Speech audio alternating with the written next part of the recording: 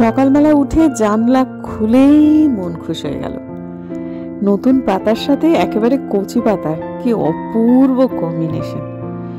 প্রকৃতির থেকে বড় শিল্পী সত্যি আর কেউ হয় না। সকালবেলা উঠেই এত সুন্দর একটা দৃশ্য দেখিয়ে হাত পা নাড়িয়ে বলল, গুড মর্নিং ঝিনুক, আজকে তোমার দিন ভালো যাক। নমস্কার বন্ধুরা, আমার নতুন ব্লগে আপনাদের সবাইকে স্বাগত জানাই। আশা করছি সবাই খুব ভালো আছেন, আমিও খুব ভালো আছি। আজকে ঝকঝকে রোদ উঠেছে শিলিগুড়িতে। এটা একটা বিশাল বড় খবর বাবা, শীতকালে রোদ ওঠা মানে সেটা একটা খবর। তো আমার হাজব্যান্ড আর আমার শ্বশুর মশাই সকালবেলায় জলখাবার টুকু সব কিছু খেয়ে দিয়ে ওরা একটু বেরিয়েছে, টুকুর পড়ছে। আজকে টুকুরের টিউশন ম্যাম পরীক্ষা নেবেন। এখন তো মাস্টারমশাই দিদিমণিরা সবাই এখন যাদের কাছে দুজনের কাছেই পড়ে তারা এখন নিয়মিত করেই পরীক্ষা নিচ্ছেন। তো আজকে টুকুরের বায়োলজি পরীক্ষা, তো সেটার জন্য পড়ছে, তাই দরজাটা বন্ধ করে দিলাম। তো সকালবেলায় উঠে ব্লগ শুরু করিনি আজকে, মানে প্রচণ্ড তাড়াহুড়ো, যেটা আগের দিনেও হয়েছিল কিন্তু আজকে আরও বেশি, কারণ আমার শ্বশুরমশাই আজকে একটা অফিসে, সরকারি একটা অফিসে যাবেন ছেলেকে সাথে নিয়ে। তো ঠিক আছে, সে একটা নির্দিষ্ট সময়ের মধ্যে পৌঁছাতে হবে। উনি বলেছেন একেবারে অফিস খোলার সাথে সাথে ঢুকবো। তো খাওয়া দাওয়া ছেলে বাবা দুজনেরই হয়ে গেছে। তো তারপরে তো আমাকে বাবা বললো তুই একটুখানি চা করে দাও। তা আমি চাটা করে দিলাম। তো বাবা বলছেন যে তাই আয়। তো বাবা বলছে দেখো এত তাড়াতাড়ি অফিস খুলবে না বাবা, আর খুললেও যে ডেস্কে তোমার কাজ সে ডেস্কের ওই ভদ্রলোক আসবেন না, কারণ উনি আসেন হলদিবাড়ি থেকে। তো বলছে না আমি গিয়ে বসে থাকবো। তো যাই হোক, তারপর বলছে ঠিক আছে বাবা একটু টাইম দাও, মানে তখনও কিন্তু অফিস খোলার টাইমও হয়নি, আমি জাস্ট একটু চা খেয়ে যাচ্ছি। তা দুধ চাটা বানিয়ে দিয়েছিলাম, সেটা একটু দু চুমুক দিয়ে এখানে দাঁড়িয়ে দুটো কথা বলে বারান্দায় গিয়ে দেখছেন ও, তখন বাবাকে যখন ওটা বললো, বাবা বলে ঠিক আছে তুই চা খেয়ে আয়, আমি অপেক্ষা করছি। তো সেটা শুনেই চাটা ঢাললাম, এখানে দু মিনিট 2-3 চুমুক খেয়ে বারান্দায় গিয়ে দেখছে বাবা একটা চলন্ত টোটোকে দাঁড় করিয়ে সেটার উপর উঠে বসে সেখানে বসে ছেলের জন্য অপেক্ষা করছে। সেই টোটোতে আবার আর একজন সওয়ারি আছে। তারপর খেতে পারলো না চাটা, এই যে দেখুন আধখানা চা এরকম করে রেখে গেল। এটা আমার শ্বশুরমশাই না এত তাড়া দেওয়া স্বভাব চিরকাল। যদি রাত 10টায় ট্রেন হয়, উনি সন্ধ্যে 6টা থেকে বলবেন চলো এখানে তো বসে আছো, ওইখানে গিয়ে ওনা হয় বসে থাকবে। আর আমার শাশুড়িমা তো দেখে দেন আমরা বসে আছি, তুমি বসে আছো, তুমি যাও। একবার নাকি শাশুড়িমা বলেন আর কি, উনি নাকি সত্যি রওনা দিয়েছিলেন, তারপর কিছু তো গিয়ে আবার ফেরত এসেছেন। হ্যাঁ, এরকম কাণ্ড করেন। যাই হোক, আজকে আমাদের মেনু হচ্ছে ডিমের ঝোল, ডিমটা ফোটানো হয়ে গেছে, ভাত হয়ে গেছে, ডাল হয়ে গেছে। এটা হচ্ছে ডিমের ঝোলের জন্য ডিমটাও সেদ্ধ করা হয়ে গেছে। এটা কি এটা কালকে মাংস একটু বাড়তি হয়েছে সেটা। আচ্ছা, এখানে কিছু বাসনপত্র হয়ে গেছে, সেগুলো মেজে নিয়ে ফুলকপি আলুর তরকারি, এই তো ভাত ডাল ফুলকপি আলুর তরকারি ডিমের ঝোল, এই হচ্ছে মেনু। তার মধ্যে ডাল আর ভাত কি হয়ে গেছে এবং বাকি দুটোর মধ্যে আমরা ঝটাফট করে ফেলবো। ফুলকপি আলুর তরকারিটা খুব সুন্দর হয়, ওটা আমার শাশুড়ি মা করতেন, ওরকমভাবেই করবো। আপনাদের সাথে রেসিপিটা শেয়ার করবো। চলো, রেসিপি শেয়ার করবো বললেই কি রেসিপি শেয়ার করা? মোটেই সেটা না। এই সিঙ্কটা উল্টোপাল্টা হয়ে আছে, এই সমস্ত থাকলে আমি একদম কাজ করতে পারি না। তাই জন্য আগে রান্নাঘরটাকে গোছাতে হবে। আর মামুনকে আজকে বলাটা হয়ে গেছে আমার খুব বড় ভুল। আরও বেশি ছাড়া বেড়া করে কাজ করে রেখে গেছে, মানে মাথাটা তো আমার গরম। আদা বাটতে বলেছিলাম বা আদা কেটে দিতে বলেছিলাম, মানে আধখানা করেছে, আধখানা গড়েনি। আলুগুলোকে কি কাণ্ড করে গেছে, মানে এইরকম কাজ করার থেকে বাবা না করা ভালো। এই প্রথম থেকে আমি গুছিয়ে নিয়ে করতাম, সে বরং আমার তাড়াহুড়ো হতো। বরং এইরকম ছাড়াবেড়া করলে না আমার আরও কাজের দেরি হয়। তো যাই হোক, ফুলকপিটা না ভাপিয়ে নিলে আমার শ্বশুরমশাই একবারেই খেতে চান না, যার ফলে ফুলকপি আলু দুটোই একটু ভাপিয়ে নিয়েছি। সেদ্ধও সেরকমভাবে করিনি, মোটামুটি ওই 40 ভাগ মতো সেদ্ধ হয়েছে, বাকিটা ওই রান্না করতে করতে করে নেব। তো যাই হোক, ওই জলটা ফেলে দিলাম। এরপরে একটু রান্না করছি হচ্ছে ডিমের ঝোল। এ তো আর শেয়ার করবার মতো রেসিপি নয়, প্রত্যেকটা ঘরেই হয়ে থাকে। আমার শ্বশুরমশাই খুব বেশি একটা ডিম ভেজে, মানে এরকম সেদ্ধ ডিম ভেজে নিলে খুব একটা খেতে চান না। আবার আমার বাড়িতে বাকিরা সেগুলো তারা আবার অতটা না ভাজলে তারা খেতে চায় না, মানে এই এক জ্বালা বটে। তো ঠিক আছে, হয়ে গেল। আমি শ্বশুরমশাইটা একটু কম ভেজেছি। আসলে বিষয়টা এটা নয়, বিষয়টা কি জানেন তো, যে ওই আর কি, মানে যখন তাড়াহুড়ো করে রান্না হয় না, তখন এর জন্য এটা ওর জন্য ওটা মাথায় রাখা অনেক সময় একটু গন্ডগোল হয়ে যায় আর কি। সেই জন্যই আর কি বলছিলাম। তো যাই, আবার এদিকে আমি দুটো ওভেনে দুটো রান্না যদি বসাই না, তাহলে অবশ্যই একটাতে কিছু না কিছু গন্ডগোল আমি করবই। সেই জন্য পুরো মনোযোগ দিয়ে একটা রান্না করেই আমি করি, যার ফলে আমার কি হয়, রান্না করতে একটু দেরি হয়। আর ওপর নিচের রান্না একসাথে মানে অবশ্যই সেটাতে মনোযোগ দিতেই হবে। সেই জন্য একটা করে রান্না করাই ভালো এক ওভেনেতে। যাই হোক, এখন ডিমের ঝোলটা প্রায় হয়ে এসেছে। এবারেতে গরম জল দিয়ে ফুটিয়ে নেব, তারপর একটু ধনেপাতা দিয়ে দেবো। তারপরে হচ্ছে আমি ফুলকপিটা রান্না করব। অনেকেরই না অনেকটা ক্ষমতা থাকে বন্ধুরা, জানেন তো। এই যে আমার ননদ, কি দুর্দান্ত রান্না করে। আর সত্যি কথা বলতে কি, ও না খুব দ্রুত রান্না করতে পারে। যদি ঠিক আধ ঘন্টার মধ্যে আপনি ওকে বলেন যে আমার খুব খিদে পেয়েছে বা আমার খুব তাড়া আছে, আধ ঘন্টা পর আমি বেরোবো, তুমি আমাকে রান্না করে দাও, ও আপনাকে না ফুল মিল খাইয়ে দেবে। মানে ডাল সেদ্ধ, আলু সেদ্ধ, ভাত তা নয়, কিন্তু ভাত, তরকারি, মাছ, মাংস সব মিলিয়ে মিশিয়ে খাইয়ে দেবে একেবারে প্রথম থেকে শুরু করে। মানে ও 3টে বার্নারে 3টে রান্না একসাথে করতে পারে। মানে এটা ওর ক্ষমতা, এবং দুর্দান্ত করতে পারে। অবশ্য আর্মি ওয়াইফসরা এরকমভাবে বোধহয় ট্রেন্ড হয়ে যায়, এটাও ঘটনা। ইন্ডাকশনে ভাত বসিয়ে দিয়ে 3টে বার্নারে 3টে রান্না ঝমাঝম একসাথে করে ফেললো। তারপরেও অনেক সময় পেয়ে মানে আরও কিছু করে ফেলতে পারে আর কি, এবং কুটে বেটে সব নিজের হাতে। তবে আমার ধারণা আর্মি ওয়াইফ না হলেও ও ব্যাপারটা করতে পারতো, এটা একটা মানুষের ক্ষমতা। তো যাই হোক, এখন ওই তরকারিটা করে নিচ্ছি, যেটা আমি আপনাদের দেখাবো বলেছিলাম। প্রথমে সর্ষের তেলেই করতে হবে, তার মধ্যে একটু নুন হলুদ দিয়ে প্রথমে আলু ভেজে নিলাম, তারপর ভাপিয়ে রাখা ফুলকপিটা একটুখানি ভেজে নেব, খুব বেশি একটা নয়, ভেঙে যেতে পারে কারণ অলরেডি ভাপানো রয়েছে। তারপরেতে এর মধ্যে দিয়ে দেবো হচ্ছে তেজপাতা, গরম মশলা, তারপরেতে দেবো টমেটো, নুন, জিরে গুঁড়ো, সামান্য একটু হলুদ গুঁড়ো, কাঁচা লঙ্কা আর একটুখানি লঙ্কা গুঁড়ো। তারপর ভালো করে মোটামুটি এটাকে একটু ভাজা ভাজা করব। একটা জিনিস আমার শাশুড়ি মাকে আমি দেখেছি, মোটামুটি এই মশলাটা যখন ভাজা হয়ে যাবে সামান্য একটু জল দিয়ে দেবেন ভাজার পরে। ও আচ্ছা, আদা বাটা দিয়েছিলাম, এটা বলতে ভুলে গেছি। তো যাই হোক, আমি যেটা বলছিলাম যে শাশুড়ি মা না তারপর গোল করে মাঝখানে একটুখানি ফাঁক করে তারপরে দিতেন ওই 5 ফোড়ন, যেটা মানে ফোড়ন যেটা আমরা সবার আগে দিয়ে থাকি, সেটা উনি কেন জানি না ওটা ওরকম করতেন। জাস্টিফিকেশন কি ঠিক জানি না, কিন্তু এটা উনি করতেন এবং ভালো হতো খুব খেতে। এবং সব রান্নায় না হলেও কিছু কিছু রান্নায় কিন্তু উনি না এই ফোড়নটাকে শেষে দিতেন বা মাঝামাঝি দিতেন। ফোড়নে তাতে পোড়া পোড়া ব্যাপারটাও থাকতো না, খুব সুন্দরভাবে মানে যেটুকু দরকার সেটুকু হয়ে যেত। আমি এক্ষেত্রে একটু এক্সট্রা তেল অ্যাড করলাম, কারণ তেলটা একদমই কমে গেছিলো ফুলকপিটা ভাজার পরে। তারপর সেখানে দিয়ে শাশুড়িমার মতো করেই এরপরে আমি দিয়ে দিলাম হচ্ছে একটুখানি 5 ফোড়ন। তারপর সেটা একটু একটু ভাজা ভাজা বন্ধ হয়ে গেল, তারপরে বাদ বাকি জিনিসপত্রগুলো অ্যাড করলাম। এটা কেবলমাত্র আমার শাশুড়িমার দেখানো পন্থাতেই। উনি কোনোদিনও যে ফোড়ন দিতে ভুলে যেতেন তা নয়, কিন্তু ভুলে যাওয়ার জন্য এটা হচ্ছে সেটাও নয়। এটা উনি কেন জানি না করতেন, কখনো কারণটা জিজ্ঞেস করিনি। তবে রন্ধনের দ্রৌপদী ছিলেন, অনেক রকমের ধরন জানতেন, এটা বোধহয় তারই মধ্যে একটা। তো যাই হোক, মোটামুটি এটা হয়েই এসেছে। এরপরে মিশিয়ে দেবো হচ্ছে যে বাটাটা, সেটা হচ্ছে পোস্ত এবং কাজু বাদাম একসঙ্গে বাটা। তারপর সেটা মোটামুটি একটু নাড়াচাড়া করে নিয়ে পরে সেই পোস্তর বাটি ধোয়া জল নয়, দুধ, এবং দুধটি হালকা গরম করা এবং তাতে মেশানো কিছুটা ঘি। সেই অবস্থায় এটা মানে আমরা বলি না বাটি ধোয়া জল, এটা হচ্ছে বাটি ধোয়া দুধ। এই যে এটা, এর মধ্যে মেশানো রয়েছে কিছুটা ঘি। তারপরে এক নাগারে আমাকে চালিয়ে যেতে হবে হচ্ছে আমার খুন্তিটা, না হলেই যেহেতু দুধ সেহেতু লেগে লেগে যাবে। এটা মোটামুটি শুকিয়ে আসার পরে তারপরে দিয়ে দেবো হচ্ছে আলু এবং ফুলকপিটা। তারপর একটুখানি চিনি দিতে হবে। এখানে এই রান্নাতে আমার শাশুড়িমা কোনো দিন ধনেপাতা দিতেন না। শীতকালীন সবজি ফুলকপি, কিন্তু কোনো দিন ধনেপাতা দিতে দেখিনি। তারপর এটা ভালো করে মিশিয়ে নেওয়ার পর তারপর সামান্য একটুখানি জল অ্যাড করতে হবে। তারপরেই রান্নাটা কমপ্লিট হয়ে যাবে। খুব সুন্দর খেতে হয়। কোনোদিনও যদি বাড়িতে করে খান তাহলে বুঝবেন শিম ধনেপাতার মতো এই রান্নাটি অত্যন্ত উপাদেয় একটি রান্না। তো যাই হোক, এরপর একটু জল দিয়ে নিলাম, নিয়ে তারপর ঢাকা দিয়ে রাখবো মোটামুটি মিনিট 10। ইতিমধ্যে বাদ বাকি যেটুকু অবশিষ্ট রয়েছে সেদ্ধ হতে, বিশেষ করে আলুটা, সেটা একদমই সেদ্ধ হয়ে যাবে এবং ব্যাপারটা একটু গামাখাই হবে। প্লিজ বন্ধুরা, এটা বাড়িতে একদিন ট্রাই করবেন। আমি তো খুব একটা রান্না আপনাদের দেখাই না, কিন্তু যেগুলো দেখাই সেগুলো ভালো হয় জন্যই দেখাই। আজকের দিনের রান্নাটি যখন করছিলাম প্রতিটা সেকেন্ডে শাশুড়ি মার কথা মনে পড়ছিল, কারণ এটা ওনার রেসিপি। যাই হোক, ভালো হয়েছিল খেতে, এটুকু বলাই যায়। তারপরে কাজের পরেও কাজ থাকে।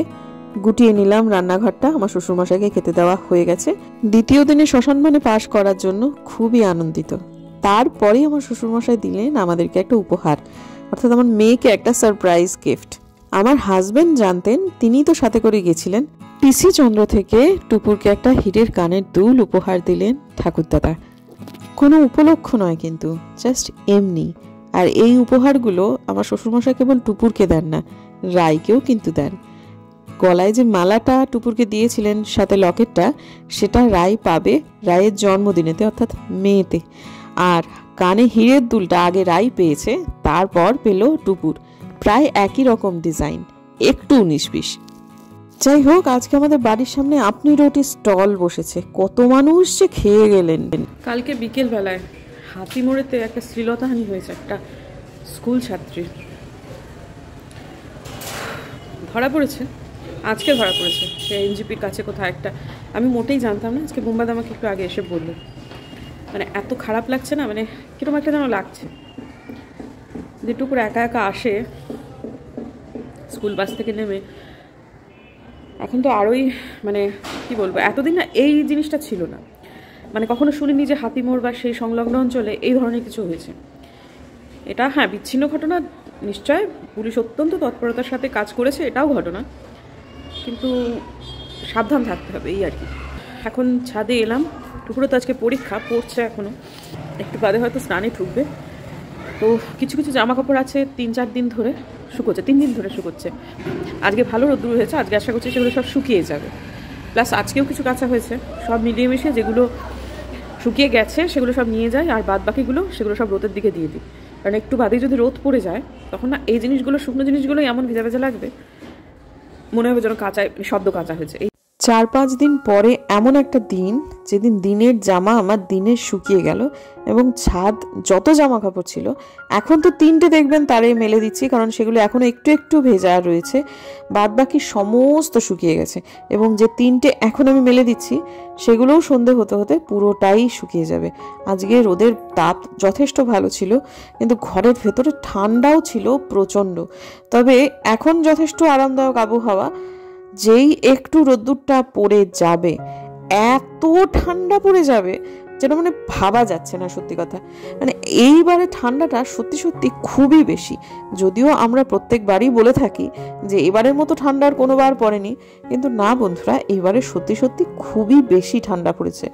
আমি আগের বছরের তুলনাতে, মানে তুলনামূলক বিচারেও বলছি, আগের বারের থেকে অন্তত এবারে বেশি ঠান্ডা পড়েছে, অন্তত গুগলে তাই দেখলাম।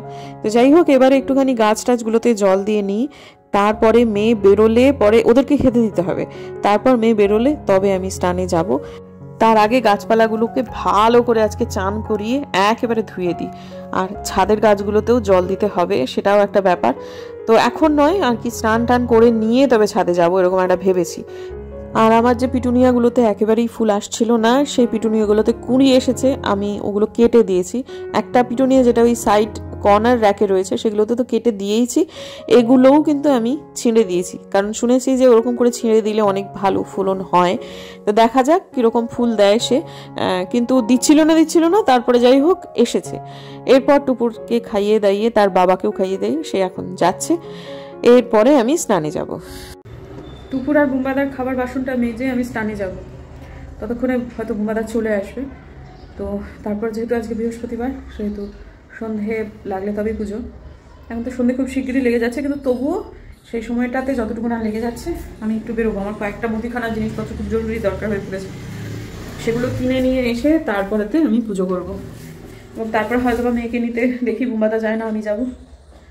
কিন্তু মুদিখানার জিনিসগুলো না আমার ওই সন্ধে লেগে গেলেই, একদম ঘুটঘুটে অন্ধকার হয়ে গেলে আমার একদম বেরোতে ইচ্ছা করে না, সেই জন্য তো দিনে দিনেই যাব। আমি যা ভাববো সেটা হবে, এটা ভাবাটাই ভুল আর কি। বেরোলো তখন আপনাদের সাথে কথা বললাম, তারপর বাসন টাসন মাজলাম, সব কিছু জানলা দরজা ওপর নিচ সব বন্ধ করলাম, জানলাগুলো বন্ধ করলাম, স্নান করলাম, খেলাম, ছাদে গেলাম, জামা কাপড় যে 3টে ছিল আর কি সেটা একটু শুকিয়ে গেছে। তারপরে হঠাৎ মনে হলো না, গাছগুলোতে তো জল দেওয়া হয়নি, অত বড় ছাদের গাছ, পুরোটা জল দিলাম।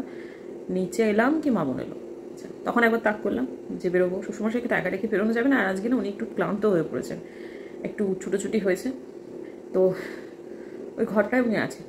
তো কিন্তু মামনের হাবসাব দেখে যা বুঝলাম যে বুম্বাতে যদি তখনও না আসে, মানে ওর কাজ হয়ে যাওয়ার পর, এবং আমারও যদি আসতে একটু দেরি হয়, তাহলে অমনি দরজা খোলা রেখেও বেরিয়ে যাবে, সে সর্বনাশটি করা যাবে না। তাই জন্য ওর ভরসায় রাখা গেল না, বেরোনো গেল না। করতে করতে শেষটায় এখন সন্ধে লেগে গেল, এখনও তিনি ফিরলেন না। আমার প্রতিদেবতা, আমার শ্বশুরমশাইকে একা রেখে কোনোভাবেই বেরোনো যাবে না। আর আমিও জামাটা ছেড়ে পুজোর ঘরে যেতে পারছি না, কারণ গেলে তালা খুলতে হবে, ওই তালাটা খুলে আবার সেই পুজোর কাজে বসতে আমার ভালো লাগে না। তাই জন্য দিনে দিনে একটুখানি মানে একটু সূর্যের আলো থাকতে থাকতে বেরোনোর যে পরিকল্পনা সেটা বানচাল। এখন পুজো করব, সে আসলে পুজো করব, তারপরে বেরোবো। ইতিমধ্যে আমার শ্বশুরমশাই 2 রাউন্ড চা খাওয়াও হয়ে গেল, তার পাত্তা নেই। ফোন করেছিলাম বেশ অনেকক্ষণ আগে, তখন সে বললো যে এই তো যাচ্ছি, আর তারপর আমি আর ওকে ফোনও করিনি। পুজো করে এলাম, এত ঠান্ডা যে এখন মনে হচ্ছে মানে কি কষ্ট হচ্ছে সে কি বলবো। এর মধ্যে বেরোবো কেমন করে এটাই ভাবছি, কিন্তু বেরোতেই হবে, উপায় নেই, বেরোতেই হবে। বর এসেছে, আমি ভীষণ রেগে রয়েছি তার উপর।